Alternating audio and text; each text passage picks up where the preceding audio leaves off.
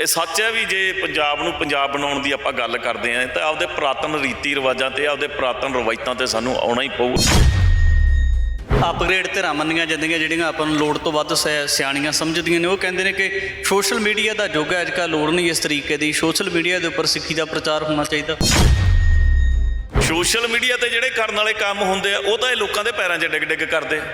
ਜਿੱਥੇ ਬੇਨਤੀ ਕਰਨੀ ਹੁੰਦੀ ਹੈ ਜਾ ਕੇ ਸੰਗਤ ਦੇ ਰੂਬਰੂ ਹੁੰਦੇ ਆ, ਉਹ ਕਹਿੰਦੇ ਸੋਸ਼ਲ ਮੀਡੀਆ ਤੇ ਕਰ ਲਓ। ਯਾਰ ਮੈਨੂੰ ਇਹਨਾਂ ਦੀ ਸੋਚ ਦੀ ਸਮਝ ਨਹੀਂ ਆਉਂਦੀ ਕਿ ਇਹ ਹਕੂਮਤ ਵੀ ਦਿਮਾਗ 'ਚ ਗੱਲ ਬਿਠਾ ਕੇ ਰੱਖੇ। ਇਹ ਤਾਂ ਜਥੇਬੰਦੀਆਂ ਚਾਹੇ 2 ਦੀਆਂ 4 ਵੀ ਬਣ ਜਾਣ, ਪਰ ਜਿਸ ਦਿਨ ਮੱਥਾ ਲੱਗ ਗਿਆ ਕਿਸੇ ਗੱਲ ਦਾ, ਇਹ ਇਕੱਠੇ ਕਰਨ ਦੀ ਲੋੜ ਨਹੀਂ, ਇਹਨਾਂ ਨੇ ਆਪ ਹੀ ਇਕੱਠੇ ਹੋ ਜਾਣਾ।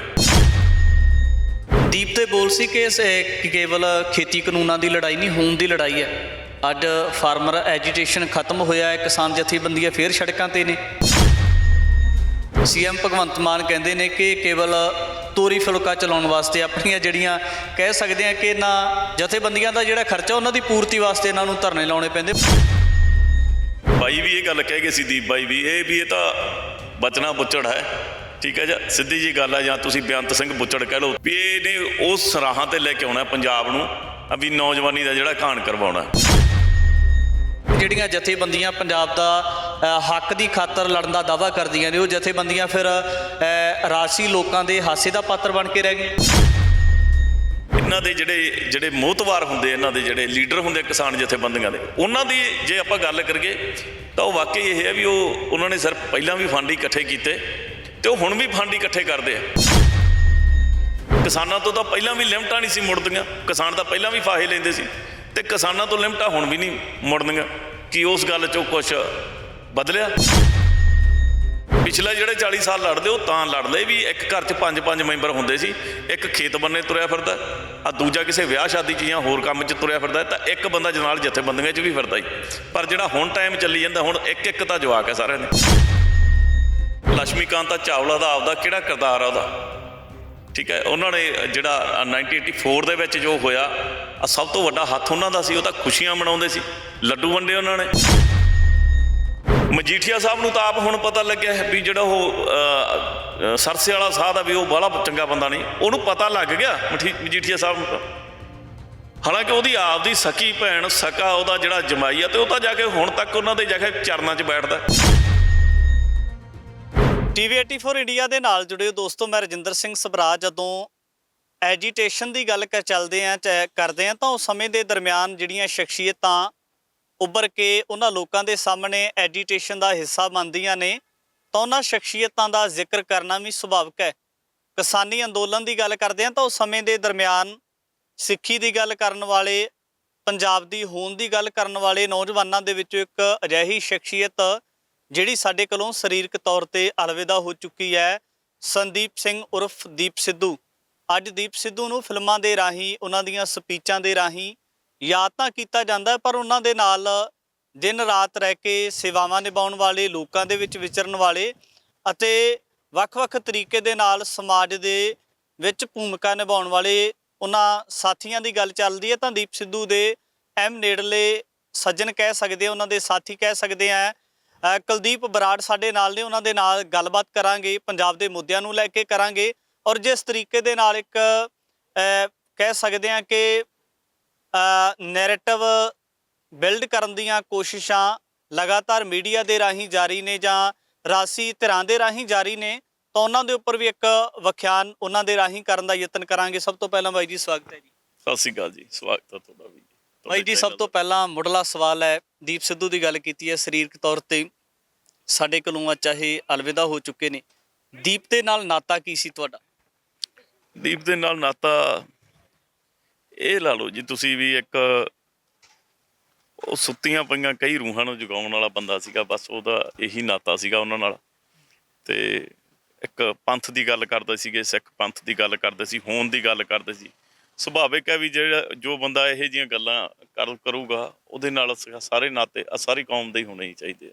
ਉਹਨਾਂ 'ਚੋਂ ਇੱਕ ਨਾਤਾ ਮੇਰਾ ਸੀ। ਦੀਪ ਸਿੱਧੂ ਨੇ ਜਥੇਬੰਦੀ ਬਣਾਈ ਸੀ ਵਾਰਸ ਪੰਜਾਬ ਦੀ।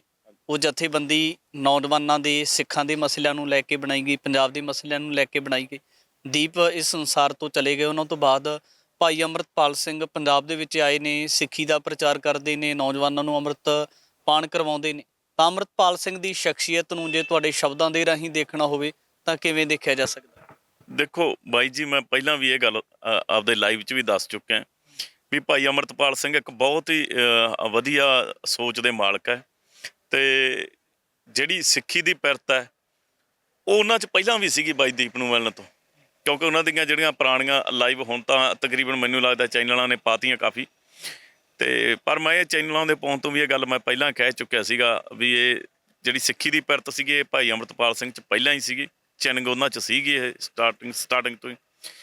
ਤੇ ਉਹ ਬਹੁਤ ਵਧੀਆ ਬੰਦੇ ਆ ਜੀ, ਕੌਮ ਨੂੰ ਇਹ ਜੇ ਯੋਧਿਆਂ ਦੀ ਜ਼ਰੂਰਤ ਅੱਜ, ਤੇ ਬਾਕੀ ਜੋ ਅੰਮ੍ਰਿਤ ਸੰਚਾਰ ਕਰ ਰਹੇ ਹੈ ਬਹੁਤ ਚੰਗੀ ਗੱਲ ਹੈ। ਕਿੰਨੇ ਮੁੰਡਿਆਂ ਨੂੰ, ਨੌਜਵਾਨ ਮੁੰਡਿਆਂ ਨੂੰ ਨਸ਼ਿਆਂ ਤੋਂ ਹਟਾ ਕੇ ਉਹਨਾਂ ਨੇ ਤੇ ਇਹ ਸਿੱਧੇ ਰਾਹ ਪਾਇਆ। ਜੇ ਹੋਰ ਨਹੀਂ ਤਾਂ ਘੱਟ ਤੋਂ ਘੱਟ ਸਾਡੇ ਨੌਜਵਾਨ ਮੁੰਡੇ ਆ ਜਿਹੜੇ ਉਹ ਨਹੀਂ ਤਾਂ ਜਿਹੜੇ ਟੀਕੇ ਲਾ ਮਰੀ ਜਾਂਦੇ ਸੀਗੇ, ਉਹਨਾਂ ਦੀਆਂ ਜਿਹੜੀਆਂ ਉਹ ਕਿਤੇ ਨਾ ਕਿਤੇ ਉਸ ਚੀਜ਼ ਨੂੰ ਜਾ ਕੇ ਠੱਲ ਪੈਂਦੀ ਹੈ ਸਾਡੀ ਨੌਜਵਾਨੀ ਨੂੰ। ਇੱਕ ਜਵਾਕ ਤਾਂ ਵੈਸੇ ਹੀ ਰਹਿ ਗਿਆ ਸਾਡੇ ਸਿੱਖਾਂ ਦੇ ਵਿੱਚ, ਤਾਂ ਵੈਸੇ ਹੀ ਇੱਕ ਜਵਾਕ ਪੈਦਾ ਕਰਦੇ ਹਾਂ ਅਸੀਂ। ਉਹ ਜੇ ਇੱਕ ਵੀ ਟੀਕੇ ਲਾ ਕੇ ਮਰ ਗਿਆ ਜਾਂ ਹੋਰ ਹੈ ਤਾਂ ਫਿਰ ਇਹ ਗੱਲ ਕਿੱਥੇ ਜਾ ਕੇ ਖੜੂਗੀ। ਸੋ ਇੱਕ ਬਹੁਤ ਵਧੀਆ ਉਪਰਾਲਾ ਕੀਤਾ ਭਾਈ ਅਮਰਤਪਾਲ ਸਿੰਘ ਨੇ, ਤੇ ਚੰਗੇ ਵਧੀਆ ਆਗੂ ਹੈ ਜੀ ਕੌਮ ਦੇ। ਕੀ ਲੱਗਦਾ ਕਿ ਅਜਿਹੀ ਕਿਹੜੀ ਚੀਜ਼ ਹੁੰਦੀ ਹੈ, ਕਿਹੜੀ ਚਿੰਨ੍ਹ ਹੁੰਦੀ ਹੈ ਜਿਹੜੀ ਤੁਹਾਨੂੰ ਆਪਣੇ ਵਤਨ ਦੇ ਨਾਲ ਜੋੜ ਦਿੰਦੀ ਹੈ, ਜਿਹੜੀ ਸਰਜ਼ਮੀਨ ਦੇ ਉੱਪਰ ਤੁਸੀਂ ਖੇਡੇ ਹੋ, ਬਚਪਨ ਮਾਣਿਆ ਹੋਵੇ, ਜਵਾਨੀ ਮਾਣੀ ਹੋਵੇ, ਜਦ ਤਾਂ ਇੱਕ ਸਮਾਂ ਐਸਾ ਆਉਂਦਾ ਜਦੋਂ ਤੁਸੀਂ ਇਸ ਸਰਜ਼ਮੀਨ ਨੂੰ ਛੱਡ ਕੇ 7 ਸਮੁੰਦਰੋਂ ਪਾਰ ਵਿਦੇਸ਼ ਵਿੱਚ ਚਲੇ ਜਾਂਦੇ ਹੋ ਤਾਂ ਵਾਪਸ ਵਿਦੇਸ਼ ਤੋਂ ਫਿਰ ਉਸੇ ਸਰਜ਼ਮੀਨ ਦੇ ਉੱਪਰ ਪਰਤਣਾ ਪੈ ਜਾਂਦਾ ਹੈ? ਬਾਈ ਜੀ ਗੱਲ ਇਹ ਹੈ ਵੀ ਇਹਨੂੰ ਫੀਲ ਕੀਤਾ ਜਾ ਸਕਦਾ, ਦੱਸਿਆ ਨਹੀਂ ਜਾ ਸਕਦਾ। ਕਿ ਜੇ ਮੈਂ ਇਹਨੂੰ ਸ਼ਬਦਾਂ ਦੇ ਵਿੱਚ ਕਹਾਂ ਵੀ ਮੈਂ ਸ਼ਬਦਾਂ ਦੇ ਵਿੱਚ ਆਪਦੇ ਬਿਆਨ ਕਰ ਦੂੰ ਇਹ ਸਾਰੀਆਂ ਗੱਲਾਂ, ਮੇਰੇ ਖਿਆਲ ਸ਼ਬਦਾਂ ਤੋਂ ਤਾਂ ਬੜੇ ਦੂਰ ਦੀ ਪਰੇ ਦੀ ਗੱਲ ਹੈ। ਇਹਨੂੰ ਸਿਰਫ ਫੀਲ ਕੀਤਾ ਜਾ ਸਕਦਾ, ਇਹਨੂੰ ਮਹਿਸੂਸ ਕੀਤਾ ਜਾ ਸਕਦਾ ਗਾ, ਕਿਉਂਕਿ ਜਿਹੜੇ ਬੰਦੇ ਆਪਦੇ ਅੰਦਰ ਕੋਈ ਦਰਦ ਰੱਖਦੇ ਆ, ਕੌਮ ਦਾ ਦਰਦ ਰੱਖਦੇ ਆ, ਪੰਜਾਬ ਦਾ ਦਰਦ ਰੱਖਦੇ ਆ, ਜ਼ਰੂਰੀ ਨਹੀਂ ਹੈ ਵੀ ਆਪਦੀ ਸਿਰਫ ਕੌਮ ਤੱਕ ਦਾ ਦਰਦ ਰੱਖਦੇ ਆ। ਕਿਸੇ ਵੀ ਕਮਿਊਨਿਟੀ ਦਾ ਬੰਦਾ, ਕੋਈ ਵੀ ਜਿਹੜਾ ਅੱਜ ਘਰ ਨਸ਼ਿਆਂ ਦੇ ਵਿੱਚ ਗਲਤਾਨ ਹੋਈ ਜਾਂਦਾ, ਨੌਜਵਾਨਾਂ ਦੀਆਂ ਲਾਸ਼ਾਂ ਜਿਹੜੀਆਂ ਸਾਡੀਆਂ ਸਰਕਾਰਾਂ ਨੂੰ ਤਾਂ ਕੋਈ ਫਿਕਰ ਹੀ ਨਹੀਂ ਕਿਤੇ, ਤੇ ਉਹ ਕਿਸੇ ਨਾ ਕਿਸੇ ਦੇ ਜੇ ਅੰਦਰ ਚਿੰਨ੍ਹ ਹੈਗੀ ਹੈ ਤਾਂ ਉਹ ਉਹਨੂੰ ਮਹਿਸੂਸ ਕੀਤਾ ਜਾ ਸਕਦਾ, ਉਹਨੂੰ ਬਿਆਨ ਨਹੀਂ ਕੀਤਾ ਜਾ ਸਕਦਾ। ਫਾਰਮਰ ਐਜੀਟੇਸ਼ਨ ਚੱਲਦਾ ਸੀ ਤਾਂ ਦੀਪ ਦੇ ਬੋਲ ਸੀ ਕਿ ਕੇਵਲ ਖੇਤੀ ਕਾਨੂੰਨਾਂ ਦੀ ਲੜਾਈ ਨਹੀਂ, ਹੋਣ ਦੀ ਲੜਾਈ ਹੈ। ਅੱਜ ਫਾਰਮਰ ਐਜੀਟੇਸ਼ਨ ਖਤਮ ਹੋਇਆ ਹੈ, ਕਿਸਾਨ ਜਥੇਬੰਦੀਆਂ ਫੇਰ ਸੜਕਾਂ ਤੇ ਨੇ। ਸੀਐਮ ਭਗਵੰਤ ਮਾਨ ਕਹਿੰਦੇ ਨੇ ਕਿ ਕੇਵਲ ਤੋਰੀ ਫੁਲਕਾ ਚਲਾਉਣ ਵਾਸਤੇ, ਆਪਣੀਆਂ ਜਿਹੜੀਆਂ ਕਹਿ ਸਕਦੇ ਹਾਂ ਕਿ ਇਹਨਾਂ ਜਥੇਬੰਦੀਆਂ ਦਾ ਜਿਹੜਾ ਖਰਚਾ ਉਹਨਾਂ ਦੀ ਪੂਰਤੀ ਵਾਸਤੇ ਇਹਨਾਂ ਨੂੰ ਧਰਨੇ ਲਾਉਣੇ ਪੈਂਦੇ, ਮਜਬੂਰੀ ਇਹਨਾਂ ਦੀ। ਕੀ ਲੱਗਦਾ ਕਿ ਜਿਹੜੀਆਂ ਜਥੇਬੰਦੀਆਂ ਪੰਜਾਬ ਦਾ ਹੱਕ ਦੀ ਖਾਤਰ ਲੜਨ ਦਾ ਦਾਅਵਾ ਕਰਦੀਆਂ ਨੇ ਉਹ ਜਥੇਬੰਦੀਆਂ ਫਿਰ ਰਾਜਸੀ ਲੋਕਾਂ ਦੇ ਹਾਸੇ ਦਾ ਪਾਤਰ ਬਣ ਕੇ ਰਹਿ ਗਈਆਂ? ਦੇਖੋ, ਜੇ ਸਾਡੇ ਸੀਐਮ ਸਾਹਿਬ ਇਹ ਗੱਲ ਕਹਿੰਦੇ ਹੈ, ਭਗਵੰਤ ਮਾਨ ਸਾਹਿਬ, ਹਾਲਾਂਕਿ ਕਮੀਆਂ ਤਾਂ ਉਹਨਾਂ 'ਚ ਵੀ ਉਹ ਸਾਰੀਆਂ ਕਮੀਆਂ ਹੀ ਆ ਉਹਨਾਂ 'ਚ, ਮੈਨੂੰ ਤਾਂ ਕੋਈ ਖਾਸੀਅਤ ਹੀ ਨਹੀਂ ਦਿਸਦੀ। ਕਿਉਂਕਿ ਬਾਈ ਵੀ ਇਹ ਗੱਲ ਕਹਿ ਗਏ ਸੀ, ਦੀਪ ਬਾਈ ਵੀ, ਇਹ ਤਾਂ ਬਚਣਾ ਬੁੱਚੜ ਹੈ, ਠੀਕ ਹੈ ਜੀ, ਸਿੱਧੀ ਜੀ ਗੱਲ ਹੈ। ਜਾਂ ਤੁਸੀਂ ਬੇਅੰਤ ਸਿੰਘ ਬੁੱਚੜ ਕਹਿ ਲਓ, ਤੁਸੀਂ ਬੇਅੰਤ ਬੁੱਚੜ ਹੈ ਕਹਿੰਦੇ ਸੀ ਉਹਨਾਂ ਨੇ, ਵੀ ਇਹਨੇ ਉਸ ਰਾਹਾਂ 'ਤੇ ਲੈ ਕੇ ਆਉਣਾ ਪੰਜਾਬ ਨੂੰ, ਵੀ ਨੌਜਵਾਨੀ ਦਾ ਜਿਹੜਾ ਘਾਣ ਕਰਵਾਉਣਾ, ਠੀਕ ਹੈ। ਔਰ ਦੀਪ ਬਾਈ ਦੀ ਕਈ ਵੀ ਗੱਲ, ਕੋਈ ਵੀ ਅੱਜ ਤੱਕ, ਮੈਂ ਕੱਲ੍ਹ ਵੀ ਇਹ ਗੱਲ ਕਹਿ ਕੇ ਹਟਿਆ ਵੀ ਵਾਰਸ ਸ਼ਾਹ ਦੀ ਤਾਂ ਜੇ ਆਪਾਂ ਗੱਲ ਨੂੰ ਝੂਠੀ ਨਹੀਂ ਪਾ ਸਕਦੇ, ਦੀਪ ਬਾਈ ਦੀ ਵੀ ਗੱਲ ਨੂੰ ਝੂਠੀ ਨਹੀਂ ਪਾਇਆ ਜਾ ਸਕਦਾ। ਹੁਣ ਜਿਹੜੇ ਸਰਕਮਸਟੈਂਸ ਬਣਦੇ ਜਾ ਰਹੇ ਆ ਪੰਜਾਬ ਦੇ, ਜਿਹੜੇ ਹਿਸਾਬ ਨਾਲ ਹਾਲਾਤ ਬਣਦੇ ਜਾ ਰਹੇ, ਤੇ ਸੀਐਮ ਸਾਹਿਬ ਦੀ ਜਿਹੜੀ ਉਹ ਹਾਲਾਤਾਂ ਨੂੰ ਲੈ ਕੇ ਜਿਹੜੀ ਚੁੱਪੀ ਆ, ਉਹਦੇ 'ਚੋਂ ਤਾਂ ਹੀ ਕੁਛ ਨਿਕਲਦਾ। ਫਿਰ ਦੂਜੀ ਗੱਲ ਜਿਹੜੀ ਸੀਐਮ ਸਾਹਿਬ ਇਹ ਕਹਿੰਦੇ ਆ ਵੀ ਜਿਹੜੀਆਂ ਇਹ ਜਥੇਬੰਦੀਆਂ ਆਪਦੇ ਖਰਚਿਆਂ ਦੀ ਪੂਰਤੀ ਕਰ ਲਈ ਆ, ਉਹ 'ਚ ਮੇਰੇ ਖਿਆਲ 'ਚ ਸੀਐਮ ਸਾਹਿਬ ਵੀ ਝੂਠ ਨਹੀਂ ਬੋਲਦੇ, ਉਹ ਵੀ ਸਹੀ ਕਹਿੰਦੇ ਆ, ਇੱਥੇ ਵੀ ਸਹੀ ਕਹਿੰਦੇ। ਮੈਂ ਉਹ ਆਮ ਬੰਦਿਆਂ ਦੀ ਜਿਹੜੀਆਂ ਜਥੇਬੰਦੀਆਂ ਦੇ ਵਿੱਚ ਬੰਦੇ ਕੰਮ ਕਰਦੇ ਆ, ਮੈਂ ਉਹਨਾਂ ਦੀ ਗੱਲ ਨਹੀਂ ਕਰਦਾ, ਪਰ ਉਹਨਾਂ ਦੀ ਜਿਹੜੀ ਲੀਡਰਸ਼ਿਪ ਹੈ, ਇਹ ਚੀਜ਼ ਹੁਣ ਇਹ ਕਲੈਰਿਟੀ ਹੋ ਚੁੱਕੀ ਹੈ ਇਸ ਚੀਜ਼ ਦੀ ਵੀ ਕਿੱਡਾ ਵੱਡਾ ਕਿਸਾਨੀ ਧਰਨਾ ਲੱਗਿਆ ਸੀਗਾ ਦਿੱਲੀ ਦੇ ਵਿੱਚ, ਉੱਥੋਂ ਕੀ ਲੈ ਕੇ ਆਏ ਆ? ਕੁਛ ਵੀ ਨਹੀਂ ਲੈ ਕੇ ਆਏ ਉੱਥੋਂ। ਕੋਈ MSP ਲੈ ਆਉਂਦੇ। ਆ ਜਿਹੜੇ ਹਰਿਆਣੇ ਵਾਲੇ ਮੁੰਡੇ ਆ ਜਿਹੜੇ ਹਜੇ ਵੀ ਉਹਨਾਂ 'ਤੇ ਕੇਸ ਚੱਲੀ ਜਾਂਦੇ ਆ, ਲਖੀਮਪੁਰ ਖੀਰੀ ਵਾਲੇ ਮਸਲੇ 'ਚੋਂ ਕੀ ਇਹਨਾਂ ਨੇ ਕੀਤਾ? ਮੈਨੂੰ ਇੱਕ ਚੀਜ਼ ਤਾਂ ਦੱਸਣ ਵੀ ਸਾਡੀ ਪ੍ਰਾਪਤੀ ਹੈ। ਇਹਨਾਂ ਦੇ ਜਿਹੜੇ ਮੋਹਤਵਾਰ ਹੁੰਦੇ, ਇਹਨਾਂ ਦੇ ਜਿਹੜੇ ਲੀਡਰ ਹੁੰਦੇ ਕਿਸਾਨ ਜਥੇਬੰਦੀਆਂ ਦੇ, ਉਹਨਾਂ ਦੀ ਜੇ ਆਪਾਂ ਗੱਲ ਕਰੀਏ ਤਾਂ ਉਹ ਵਾਕਈ ਇਹ ਹੈ ਵੀ ਉਹਨਾਂ ਨੇ ਸਿਰਫ ਪਹਿਲਾਂ ਵੀ ਫੰਡ ਇਕੱਠੇ ਕੀਤੇ ਤੇ ਉਹ ਹੁਣ ਵੀ ਫੰਡ ਇਕੱਠੇ ਕਰਦੇ ਆ। ਜੇ 40 ਸਾਲਾਂ 'ਚ ਕੁਛ ਨਹੀਂ ਕੱਢ ਸਕੇ ਤਾਂ ਇਦੋਂ ਗਾਂਹ ਵੀ ਨਿਕਲਣਾ ਕੁਛ ਨਹੀਂ। ਬਸ ਇਹ ਹੈ ਵੀ ਉਹ ਇੱਕ ਦੇਖੋ, ਜਿਹੜੀ ਦੀਪ ਬਾਈ ਉਦੋਂ ਗੱਲ ਕਰਦੇ ਸੀ ਨਾ, ਇਹ ਗੱਲ ਕਿਸਾਨ ਜਥੇਬੰਦੀਆਂ ਨੂੰ ਉਦੋਂ ਸਮਝ ਲੈਣੀ ਚਾਹੀਦੀ ਸੀ। ਇਹ ਗੱਲ ਉਹਨਾਂ ਨੇ ਕਿਹਾ ਸੀ ਕਿ ਇਹ ਜਿਹੜਾ ਮਸਲਾ ਹੈ ਵੀ ਇਹ ਸਾਡੀ ਹੋਂਦ ਦਾ ਮਸਲਾ ਹੈ, ਵੀ ਪਹਿਲਾਂ ਵੀ ਕਿਸਾਨ ਜਿਹੜਾ ਖੁਦਕੁਸ਼ੀ ਕਰਦਾ ਸੀ ਇਹਨਾਂ ਕਾਲੇ ਕਾਨੂੰਨਾਂ ਤੋਂ, ਜਿਨ੍ਹਾਂ ਨੂੰ ਇਹ ਕਾਲੇ ਕਾਨੂੰਨ ਕਹਿੰਦੇ ਸੀ, ਤੇ ਜੇ ਇਹ ਰੱਦ ਹੋ ਵੀ ਜਾਣਗੇ ਤਾਂ ਬਦਲਣਾ ਕੁਛ ਨਹੀਂ। ਕਿਸਾਨਾਂ ਤੋਂ ਤਾਂ ਪਹਿਲਾਂ ਵੀ ਲਿਮਟਾਂ ਨਹੀਂ ਸੀ ਮੁੜਦੀਆਂ, ਕਿਸਾਨ ਤਾਂ ਪਹਿਲਾਂ ਵੀ ਫਾਹੇ ਲੈਂਦੇ ਸੀ ਤੇ ਕਿਸਾਨਾਂ ਤੋਂ ਲਿਮਟਾਂ ਹੁਣ ਵੀ ਨਹੀਂ ਮੁੜਨੀਆਂ। ਕੀ ਉਸ ਗੱਲ 'ਚੋਂ ਕੁਛ ਬਦਲਿਆ? ਕਿੱਦੀ ਬਾਈ ਦੀ ਆਪਾਂ ਗੱਲ ਨੂੰ ਕਿਤੇ ਇਹ ਕਿਸਾਨ ਲੀਡਰ ਗਲਤ ਕਰ ਸਕਦੇ ਆ? ਅੱਜ ਵੀ ਉਵੇਂ ਹੀ ਫੇਰ ਧਰਨੇ ਲੱਗੇ ਵੇ ਆ, ਅੱਜ ਵੀ ਉਹੀ ਖੁਦਕੁਸ਼ੀਆਂ, ਅੱਜ ਵੀ ਉਹੀ ਰੋਣਾ ਪਿੱਟਣਾ ਸਰ, ਅੱਜ ਵੀ ਸੜਕਾਂ ਤੇ ਬੈਠੇ ਆ। ਫਿਰ ਇਹੀ ਗੱਲ ਤਾਂ ਬਾਈ ਦੀਪ ਨੇ ਕਹੀ ਸੀ ਵੀ ਮਸਲਾ ਇਕੱਲਾ ਸਾਡਾ ਉਹ 3 ਬਿੱਲਾਂ ਦਾ ਨਹੀਂ ਹੈ, ਮਸਲਾ ਉਦੋਂ ਗਾਂ ਹੈ, ਮਸਲਾ ਸਾਡਾ ਹੋਂਦ ਦਾ ਹੈ, ਮਸਲਾ ਸਾਡਾ ਜਿਹੜਾ ਹੈਗਾ ਉਹ ਪੰਜਾਬ ਦੇ ਹੱਕਾਂ ਦੀ, ਵੱਧ ਅਧਿਕਾਰਾਂ ਦੀ ਹੈ ਗੱਲ। ਉਦੋਂ ਤਾਂ ਕੋਈ ਵੱਧ ਅਧਿਕਾਰਾਂ ਦੀ ਗੱਲ ਕੀਤੀ ਨਹੀਂ, ਅੱਜ ਫੇਰ ਬੈਠੇ ਸੜਕਾਂ ਤੇ। ਫਿਰ ਇਹਨਾਂ ਨੂੰ ਇੱਥੇ ਜਾ ਕੇ ਤਾਂ ਜੇ ਸਾਡੇ ਸੀਐਮ ਸਾਹਿਬ ਇਹ ਗੱਲ ਕਹਿੰਦੇ ਆ ਵੀ ਆਪਦਾ ਖਰਚਾ ਪਾਣੀ ਚਲਾਉਣ ਵਾਲੀਆਂ ਗੱਲਾਂ, ਤੇ ਮੈਨੂੰ ਲੱਗਦਾ ਕਿਤੇ ਨਾ ਕਿਤੇ ਜਾ ਕੇ ਉਹ ਸਹੀ ਕਹਿੰਦੇ ਆ। ਫਿਰ ਨੌਜਵਾਨਾਂ ਤੋਂ ਤਕਲੀਫ ਹੀ ਫਿਰ ਇਸੇ ਗੱਲ ਦੀ ਰਹਿੰਦੀ ਹੈ। ਦੀਪ ਸਿੱਧੂ ਦੇ ਉੱਪਰ, ਲੱਖੇ ਸਦਾਣੇ ਦੇ ਉੱਪਰ ਕਿਸਾਨੀ ਅੰਦੋਲਨ ਦੇ ਦਰਮਿਆਨ ਵੀ ਵੱਖ-ਵੱਖ ਗਦਾਰੀ ਦੇ ਟੈਗ ਲਗਾਏ ਗਏ। ਫਿਰ ਤਕਲੀਫ ਕਿਸਾਨ ਜਥੇਬੰਦੀਆਂ ਨੂੰ ਇਸੇ ਗੱਲ ਦੀ ਰਹਿੰਦੀ ਹੈ ਕਿ ਨੌਜਵਾਨ ਸਵਾਲ ਕਰਦੇ ਨੇ, ਨੌਜਵਾਨ ਆਪਣੇ ਫਿਊਚਰ ਨੂੰ ਲੈ ਕੇ ਸੋਚਦੇ ਨੇ, ਇਸੇ ਗੱਲ ਦੀ ਨਜ਼ਰ ਆਉਂਦੀ ਹੈ। ਜਥੇਬੰਦੀਆਂ ਤੋਂ ਮੈਂ ਤੁਹਾਨੂੰ ਇਸ ਗੱਲ ਦਾ ਜਿਹੜੀ ਮੈਂ ਗੱਲ ਕੀਤੀ ਆ, ਤੁਸੀਂ ਜਥੇਬੰਦੀਆਂ ਇੱਕ ਗੱਲ ਦੱਸ ਦੇਣ ਵੀ 40 ਸਾਲ ਪਹਿਲਾਂ ਤਾਂ ਤੁਸੀਂ ਸੰਘਰਸ਼ ਇਸ ਕਰਕੇ ਕਰਦੇ ਆਉਂਦੇ ਸੀ ਵੀ 40 ਸਾਲ ਪਹਿਲਾਂ ਇੱਕ ਘਰ ਦੇ ਵਿੱਚ 5 ਬੰਦੇ ਸੀਗੇ, 4 ਬੰਦੇ ਸੀ, ਠੀਕ ਹੈ, 3 ਤਾਂ ਹਰੇਕ ਦੇ ਹੀ ਸੀਗੇ ਘਰ ਦੇ ਵਿੱਚ। ਅੱਜ ਇੱਕ ਮੁੰਡਾ ਹੈ, ਉਹ ਬਾਹਰ ਨੂੰ ਤੁਰਿਆ ਜਾਂਦਾ। ਜਿਹੜੇ ਆਉਣ ਵਾਲੇ 40 ਸਾਲ ਜੇ ਐਂ ਸੰਘਰਸ਼ ਕਰਦੇ ਰਹੇ ਤਾਂ ਕੋਈ ਬੰਦਾ ਬਚੂਗਾ ਇਹਨਾਂ ਕੋਲੇ ਸੰਘਰਸ਼ ਬੈਠਣ ਵਾਲਾ? ਕਾਹਦੇ ਨਾਲ ਸੰਘਰਸ਼ ਲੜਨਗੇ? ਮੈਨ ਪਾਵਰ ਹੀ ਚਾਹੀਦੀ ਹੁੰਦੀ ਹੈ ਨਾ ਸੰਘਰਸ਼ ਲੜਨ ਵਾਸਤੇ। ਉਹ ਜਿਹੜੀ ਆਉਣ ਵਾਲੀ ਸਾਡੀ ਮੈਨ ਪਾਵਰ ਹੈ ਉਹ ਤਾਂ ਅਸੀਂ ਕੈਨੇਡਾ ਨੂੰ, ਅਮਰੀਕਾ ਨੂੰ ਤੇ ਹੋਰ ਕੰਟਰੀਆਂ ਨੂੰ ਚਾੜੀ ਜਾਂਦੇ ਹਾਂ। ਤੇ ਜੇ 40 ਸਾਲ ਹੋਰ ਲੜਨਾ ਪੈ ਗਿਆ ਸੰਘਰਸ਼, ਕਾਹਦੇ ਸਿਰ ਤੇ ਲੜਨਗੇ? ਸਭ ਤੋਂ ਪਹਿਲਾਂ ਤਾਂ ਇਸ ਗੱਲ ਦਾ ਇਹ ਜਵਾਬ ਦੇਣ ਵੀ ਪਿਛਲੇ ਜਿਹੜੇ 40 ਸਾਲ ਲੜ ਲਏ ਉਹ ਤਾਂ ਲੜ ਲਏ ਵੀ ਇੱਕ ਘਰ 'ਚ 5 ਮੈਂਬਰ ਹੁੰਦੇ ਸੀ, ਇੱਕ ਖੇਤ ਬੰਨੇ ਤੁਰਿਆ ਫਿਰਦਾ, ਆ ਦੂਜਾ ਕਿਸੇ ਵਿਆਹ ਸ਼ਾਦੀ 'ਚ ਜਾਂ ਹੋਰ ਕੰਮ 'ਚ ਤੁਰਿਆ ਫਿਰਦਾ, ਤਾਂ ਇੱਕ ਬੰਦਾ ਨਾਲ ਜਥੇਬੰਦੀਆਂ 'ਚ ਵੀ ਫਿਰਦਾ ਹੀ। ਪਰ ਜਿਹੜਾ ਹੁਣ ਟਾਈਮ ਚੱਲੀ ਜਾਂਦਾ, ਹੁਣ ਇੱਕ ਤਾਂ ਜਵਾਕ ਹੈ ਸਾਰਿਆਂ ਨੇ, ਉਹਨੂੰ ਬਾਹਰ ਨੂੰ ਭੇਜ ਦਿੰਦੇ ਆ। ਤੇ ਆਉਣ ਵਾਲੇ ਜਿਹੜੇ ਗਾਂਹ ਵਾਲੇ 40 ਸਾਲ ਆ ਉਹ ਕਾਹਦੇ ਸਿਰ ਤੇ ਲੜਾਈ ਲੜਨੀ ਇਹਨਾਂ ਨੇ, ਇਹ ਦੇਖਣ ਸਭ ਤੋਂ ਪਹਿਲਾਂ ਤਾਂ। ਅਗਲੀ ਗੱਲ ਹੈ ਜਿਹੜੀ ਇਹਨਾਂ ਨੂੰ ਤਕਲੀਫ ਹੈ, ਸਾਰੇ ਜਥੇਬੰਦੀਆਂ ਵਾਲਿਆਂ ਨੂੰ ਨਹੀਂ, ਕੁਛ ਜਥੇਬੰਦੀਆਂ ਵਾਲਿਆਂ ਨੂੰ ਜਿਹੜੇ ਲੀਡਰ ਆ ਉਹਨਾਂ ਨੂੰ ਜੇ ਤਕਲੀਫ ਹੈ, ਉਹਨਾਂ ਨੂੰ ਇਹ ਤਕਲੀਫ ਹੈ ਵੀ ਹੁਣ ਜਿਹੜੀ ਗੱਲ ਕੀਤੀ ਹੈ, ਪਹਿਲਾਂ ਬਾਈ ਦੀਪ ਨੇ ਆਪਦੇ ਹੱਕਾਂ ਦੀ ਗੱਲ ਕੀਤੀ ਸੀ, ਵੱਧ ਅਧਿਕਾਰਾਂ ਦੀ ਗੱਲ ਕੀਤੀ ਸੀ। ਹੁਣ ਜਿਹੜੀ ਅਮਰਤਪਾਲ ਸਿੰਘ ਭਾਈ ਗੱਲ ਕਰਦੇ ਆ ਉਹ ਵੀ ਵੱਧ ਅਧਿਕਾਰਾਂ ਦੀ ਤੇ ਵੱਧ ਆਪਦੇ ਪੰਜਾਬ ਦੇ ਹੱਕਾਂ ਦੀ ਗੱਲ ਕਰਦੇ ਆ।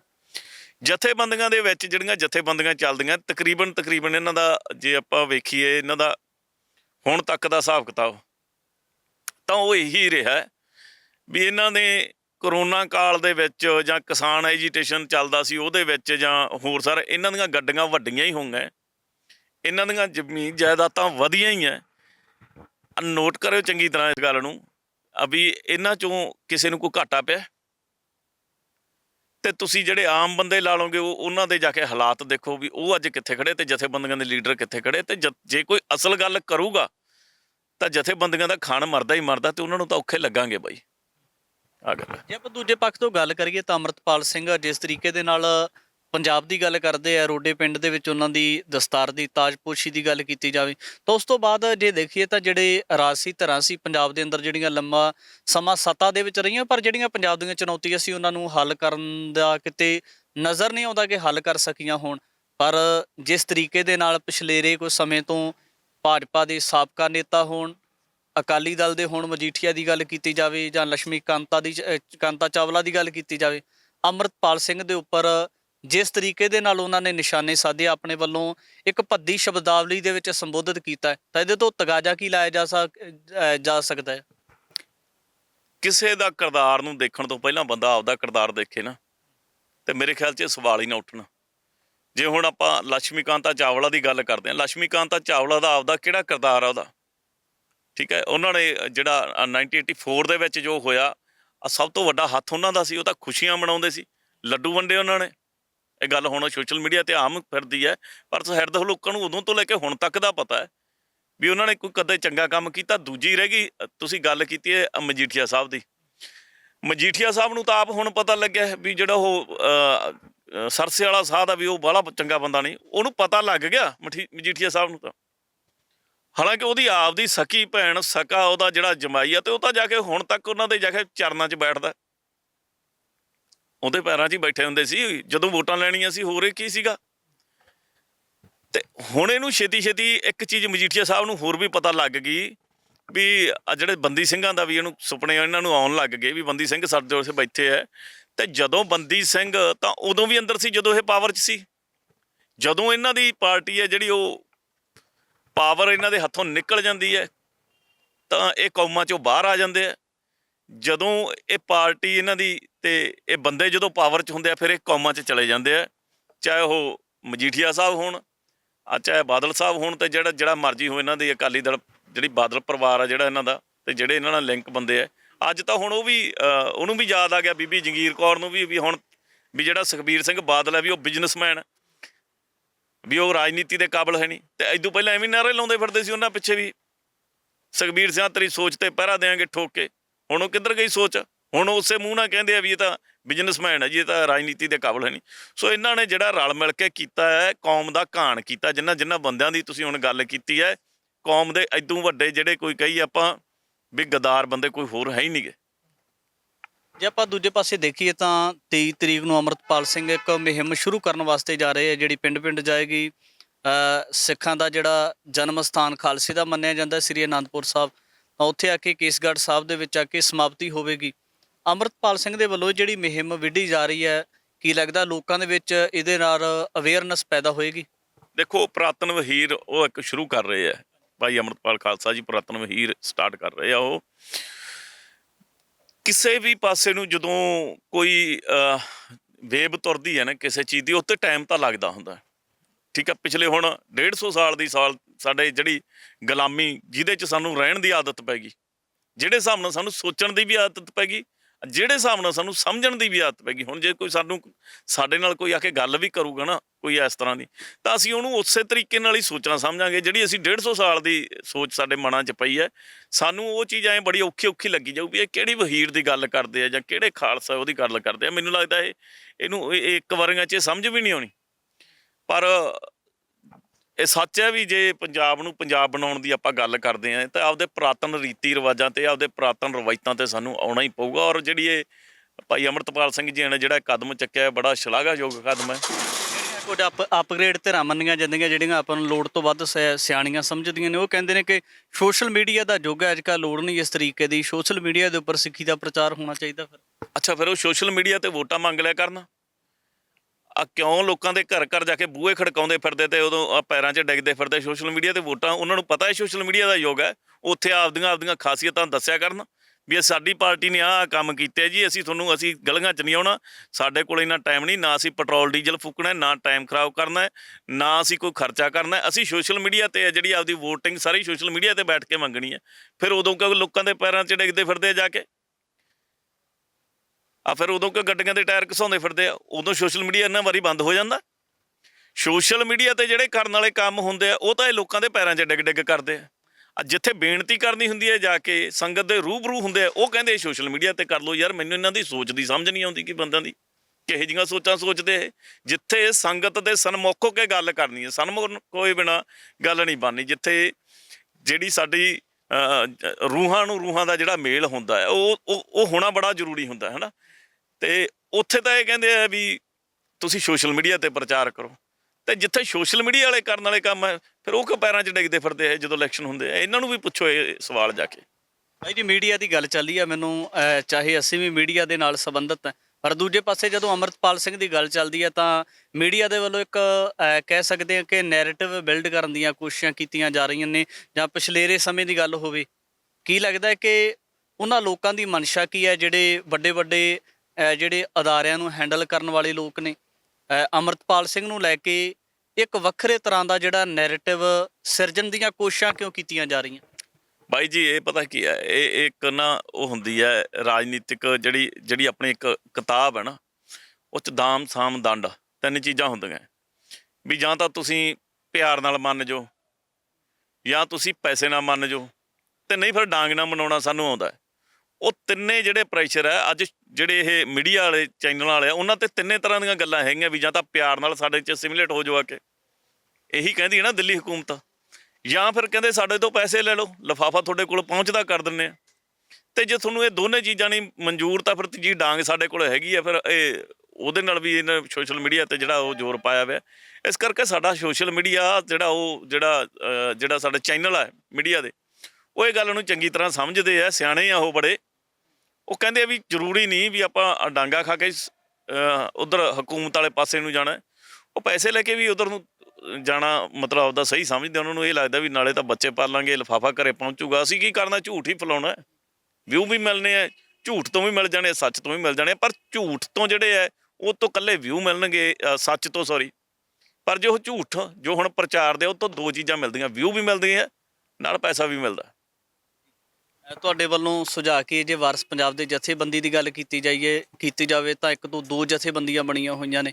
ਲੱਗਦਾ ਨਹੀਂ ਕਿ ਜਿਹੜੀ ਲੜਾਈ ਹੈ ਉਹ ਕਿਸੇ ਹਕੂਮਤ ਦੇ ਨਾਲ ਆ, ਜਿਹੜੀ ਹਕੂਮਤ ਸਿੱਖਾਂ ਦੇ ਵਿਰੁੱਧ ਲਗਾਤਾਰ ਭੁਗਤਦੀ ਆਈ ਹੈ, ਤਾਂ ਉਹਨਾਂ ਜਿਹੜੀਆਂ ਦੋ ਧਿਰਾਂ ਬਣੀਆਂ ਹੋਈਆਂ ਨੇ, ਕੁਝ ਲੋਕਾਂ ਨੇ ਜਿਹੜਾ ਕਹਿ ਸਕਦੇ ਹਾਂ ਕਿ ਸਿੱਖ ਕੌਮ ਦੀਆਂ ਵੱਡੀਆਂ ਸ਼ਖਸੀਅਤਾਂ ਉਹਨਾਂ ਨੇ ਭਾਈ ਅੰਮ੍ਰਿਤਪਾਲ ਸਿੰਘ ਨੂੰ ਆਗੂ ਮੰਨਿਆ ਹੋਇਆ ਹੈ, ਤਾਂ ਜਿਹੜੀ ਇੱਕ ਧਿਰ ਬਾਕੀ ਹੈ ਉਹਨੂੰ ਲੱਗਦਾ ਨਹੀਂ ਇੱਕ ਜਗ੍ਹਾ ਦੇ ਉੱਪਰ ਆ ਕੇ ਇੱਕ ਝੰਡੇ ਦੇ ਉੱਪਰ ਇਕੱਤਰ ਹੋ ਕੇ ਇੱਕ ਆਗੂ ਦੀ ਅਗਵਾਈ ਕਬੂਲਣੀ ਚਾਹੀਦੀ। ਨਹੀਂ ਦੇਖੋ, ਇਹ ਸਾਡੇ ਜਿਹੜੀ ਹੈਗੀ ਹੈ ਤਰਾਸਦੀ ਹੈਗੀ ਹੈ ਸਾਡੀ ਕੌਮ ਦੀ ਵੀ, ਅਸੀਂ ਛੇਤੀ ਕਿਤੇ ਇੱਕ ਨਹੀਂ ਹੁੰਦੇ। ਪਰ ਇਹ ਵੀ ਦਿੱਲੀ ਦਿਮਾਗ 'ਚ ਪਾ ਕੇ ਰੱਖੇ, ਹਕੂਮਤ ਦਿਮਾਗ 'ਚ ਪਾ ਕੇ ਰੱਖੇ ਵੀ ਉਦੋਂ ਵੀ ਜਥੇਬੰਦੀਆਂ 32 ਸੀ ਅੱਡ ਅੱਡ ਪੰਜਾਬ ਦੀਆਂ। ਜਦੋਂ ਦਿੱਲੀ ਆਪਾਂ ਕਿਸਾਨੀ ਜਿਹੜਾ ਹੋਇਆ ਸੀਗਾ ਉੱਥੇ ਕਿਸਾਨ ਐਜੀਟੇਸ਼ਨ ਹੋਈ ਤੇ 32 ਇਕੱਠੀਆਂ ਹੋ ਗਈਆਂ ਸੀ ਨਾ ਉਦੋਂ ਆਪਣੇ ਆਪ। ਤੇ ਇਹ ਹਕੂਮਤ ਵੀ ਦਿਮਾਗ 'ਚ ਗੱਲ ਬਿਠਾ ਕੇ ਰੱਖੇ, ਇਹ ਤਾਂ ਜਥੇਬੰਦੀਆਂ ਚਾਹੇ ਦੋ ਦੀਆਂ ਚਾਰ ਵੀ ਬਣ ਜਾਣ, ਪਰ ਜਿਸ ਦਿਨ ਮੱਥਾ ਲੱਗ ਗਿਆ ਕਿਸੇ ਗੱਲ ਦਾ, ਇਹ ਇਕੱਠੇ ਕਰਨ ਦੀ ਲੋੜ ਨਹੀਂ, ਇਹਨਾਂ ਨੇ ਆਪ ਹੀ ਇਕੱਠੇ ਹੋ ਜਾਣਾ। ਹਾਂਜੀ, ਪੰਜਾਬ ਦੇ ਮੁੱਦਿਆਂ ਨੂੰ ਲੈ ਕੇ ਖਾਸ ਕਰ ਜਿਹੜਾ ਸਿੱਖ ਸ਼ਖਸੀਅਤਾਂ ਦੇ ਉੱਪਰ ਵੱਖ-ਵੱਖ ਤਰੀਕੇ ਦੇ ਨਾਲ ਰਾਜਸੀ ਨੇਤਾਵਾਂ ਦੇ ਵੱਲੋਂ ਬਿਆਨਾਂ ਨੂੰ ਲੈ ਕੇ ਦਾਗਧਾਰੀਆਂ ਕੀਤੀਆਂ ਜਾ ਰਹੀਆਂ ਨੇ, ਉਹਨਾਂ ਨੂੰ ਕਿਤੇ ਨਾ ਕਿਤੇ ਕਿਹੜੇ ਸੰਦਰਭ ਦੇ ਵਿੱਚ ਪੰਜਾਬ ਦੇ ਲੋਕ ਸਮਝਦੇ ਨੇ, ਇਹ ਤਾਂ ਭਵਿੱਖ ਤੈਅ ਕਰੇਗਾ। ਇਹ ਚੋਣਾਂ ਵਕਤ ਲੋਕ ਤੈਅ ਕਰਨਗੇ ਕਿ ਉਹਨਾਂ ਨੇ ਕਿਹੜੀ ਧਿਰ ਦੇ ਹੱਕ ਦੇ ਵਿੱਚ ਭੁਗਤਣਾ ਹੈ। ਪਰ ਖਾਸ ਕਰ ਭਾਈ ਅੰਮ੍ਰਿਤਪਾਲ ਸਿੰਘ ਜੋ ਕਿ ਵਾਰਸ ਪੰਜਾਬ ਦੇ ਜਥੇਬੰਦੀ ਦੇ ਮੁੱਖ ਸੇਵਾਦਾਰ ਨੇ, ਉਹਨਾਂ ਦੇ ਵੱਲੋਂ ਜਿਹੜੀ ਲਹਿਰ ਆਰੰਭੀ ਹੋਈ ਹੈ, ਲੋਕ ਵੀ ਕਿਤੇ ਨਾ ਕਿਤੇ ਉਸ ਲਹਿਰ ਦੇ ਵਿੱਚ ਸ਼ਮੂਲੀਅਤ ਕਰਨਾ ਚਾਹੁੰਦੇ ਨੇ। ਔਰ ਜਿਹੜੇ ਨੌਜਵਾਨ ਸਿੱਖੀ ਤੋਂ ਦੂਰ ਹੋਏ ਨੇ ਉਹ ਵੀ ਸਿੱਖੀ ਦੇ ਵਿੱਚ ਦੁਬਾਰਾ ਮੁੜ ਤੋਂ ਆਉਣਾ ਚਾਹੁੰਦੇ ਨੇ। ਆਉਣ ਵਾਲੇ ਸਮੇਂ ਦੇ ਵਿੱਚ ਵੀ ਤਮਾਮ ਪੱਖ ਲੈ ਕੇ, ਤਮਾਮ ਸ਼ਖਸੀਅਤਾਂ ਨੂੰ ਲੈ ਕੇ ਤੁਹਾਡੇ ਦਰਮਿਆਨ ਹਾਜ਼ਰ ਹੋਵਾਂਗਾ। ਧੰਨਵਾਦ।